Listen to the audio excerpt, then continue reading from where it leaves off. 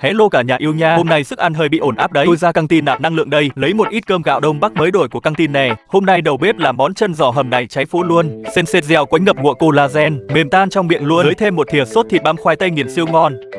Múc trộn đều với nhau thì đúng là nhức nách. Hạt cơm dẻo thơm quyện chặt khoai tây nghiền bùi bùi và chân giò, da béo ngậy thịt siêu mềm, thớ thịt rõ ràng từng đường nét luôn. Hôm nay tôi lại là một cậu bé hạnh phúc rồi. Trộn cơm xong rồi tụi mình mau đi lấy thức ăn thôi. Cánh gà sốt trứng muối tôi không hảo nên bỏ qua nha.